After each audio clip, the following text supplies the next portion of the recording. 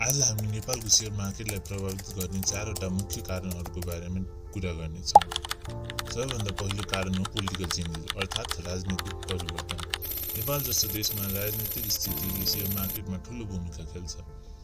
जब देशमा स्टेबल र positive political environment हुन्छ, इन्भेस्टर कन्फिडेन्स बढ्छ र सेयर मार्केटले बुलिश ट्रेन्ड समात्छ। तर जब सरकार परिवर्तन हुन्छ या पोलिसी अनसर्टेनिटी हुन्छ, त्यसले मार्केटमा नेगेटिभ सेन्टिमेन्ट क्रिएट गर्छ र सेयर मार्केटमा गिरावट आउन सक्छ। त्यसैले पोलिटिकल स्टेबिलिटीलाई मार्केट स्टेबिलिटीसँग जोडेर हेर्न सकिन्छ। दोस्रो कारण हो news. Share market news driven हुन्छ, तर सबै न्युज बराबर हुँदैन। धेरै इन्भेस्टर्सहरू अफवाह र स्पेकुलेसनको पछि लागेर गलत डिसिजन लिन्छन्। स्मार्ट इन्भेस्टरहरू सधैँ क्लियर, भेरिफाइड र अफिसियल इन्फर्मेसनको आधारमा मात्र डिसिजन लिन्छन्। त्यसैले मार्केटको न्युज एनालाइज गर्ने बेला हामीले फ्याक्ट र रिमोट बीचको फरक बुझ्न जरुरी हुन्छ। तेस्रो मुख्य कारण हो इन्ट्रेस्ट रेट अर्थात् ब्याज दर।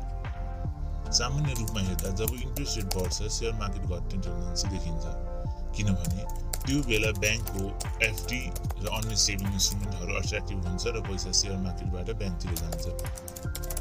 र जब इन्ट्रेस्ट रेट घट्छ, इन्भेस्टरहरूले बेटर रिटर्नको लागि सेयर मार्केटतिर पैसा सिफ्ट गर्छन्, जसले मार्केटलाई सपोर्ट गर्छ र प्राइस बढ्न मद्दत गर्छ। त्यसैले इन्ट्रेस्ट रेटको मुभमेन्टले सेयर मार्केटको डिरेक्सनलाई प्रभावित गर्छ। चौथो र अन्तिम कारण हो लिक्विडिटी अर्थात् बजारमा पैसाको उपलब्धता। जब मार्केटमा लिक्विडिटी धेरै हुन्छ अर्थात् पैसा फ्रीली फ्लो भइरहेको हुन्छ, त्यो बेला सेयरको डिमान्ड बढ्छ र प्राइसले बुलिश ट्रेन्ड समात्छ। तर जब लिक्विडिटी टाइट हुन्छ, पैसाको फ्लो कम हुन्छ र मार्केट स्लगिश हुन्छ।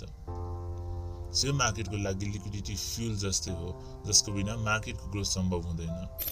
यस्तै इन्फर्मेटिभ भिडियोजहरूका लागि सेयर साथीलाई फलो गर्न नबिर्सनु होला।